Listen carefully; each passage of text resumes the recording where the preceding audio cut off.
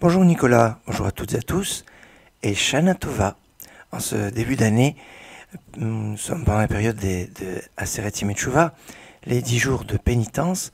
Pendant cette période, nous devons être particulièrement attentifs dans notre prière, car il y a des petits changements. Dans la première bénédiction de la Mida, qui est la prière par excellence, il y a l'obligation de rajouter une phrase. Souviens-toi de nous pour la vie. Zochrenu lechaim. Certes, si on l'a oublié, on ne sera pas obligé de recommencer cette effie-là, car ce rajout est de l'époque des Géonim, autrement dit post-talmudique, et comme ce n'est pas dans le Talmud, c'est pour ça que si on l'a oublié, on n'est pas obligé de recommencer. Dans la deuxième bénédiction aussi, il y a un autre rajout, Michamocha, qui est comme toi. Dans ce rajout aussi, ou c'est un souvenir pour la vie, d'être inscrit dans le livre de la vie, ces deux rajouts, étant d'origine des Géonim, on n'est pas obligé de recommencer la Mida. Par contre, le troisième, c'est pas un rajout, c'est un changement dans la bénédiction de conclusion de la troisième bénédiction, qui est en fait la bénédiction de la Kedusha, de la sainteté, qui normalement toute l'année se termine par Akel Akadosh, Dieu saint, de se terminer pendant cette période par Hamelech Akadosh, roi saint.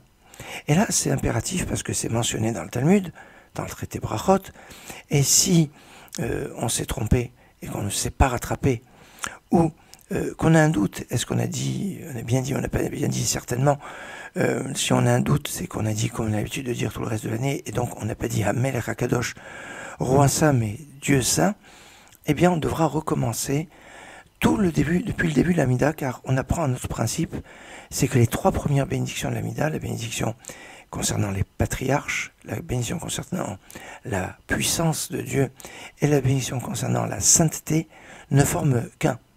Et donc, ou même si on a continué la bénédiction d'après et qu'on se rend compte après que on s'est trompé, on devra reprendre depuis le début. Il y a un autre ajout, un autre changement dans la 11e bénédiction qui, tout le reste de l'année, se termine par Melech Ohev Tzedaka Mishpat, le roi qui aime la Tzedaka et le jugement.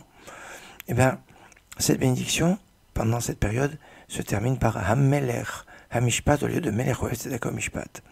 Pour le Rama, si on s'est trompé, on ne sera pas obligé de reprendre parce qu'on a quand même mentionné la royauté. Pour Rabbi Yosef Karo, et Rabbi Yosef va dans son sens, on n'a pas dit comme il faut, eh bien on devra recommencer. C'est les mêmes règles pour Melech HaKadosh et Akel HaKadosh.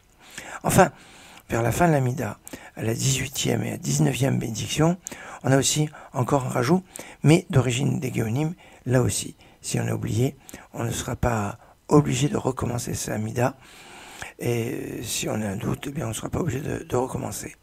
À la fin de la Mida, on fait 3 pas en arrière, toute l'année on dit Hoseh Shalom Imromav, qui fait la paix dans le ciel, qui fasse la paix parmi nous. Et bien pendant cette période, au lieu de dire Hoseh Shalom Imromav, on dit Hoseh Ha-Shalom, on rajoute un He, qui nous donne la valeur numérique de l'ange qui est écrit dans le livre de la vie.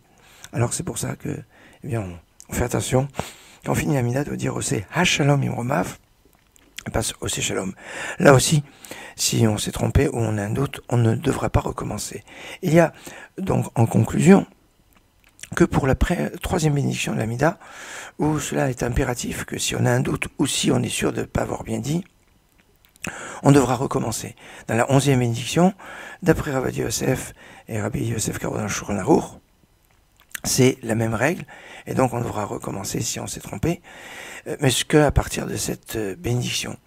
Toutefois, la tradition ashkénaze, mais on retrouve aussi cette tradition chez le Ben Ishraï, chez de nombreux maîtres séfarades aussi, on ne recommencera pas, parce qu'on a quand même mentionné la royauté.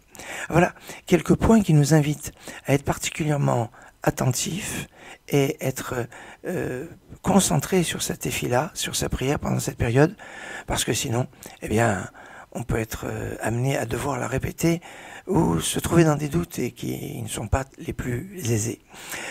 Excellente journée et Khatima Tova.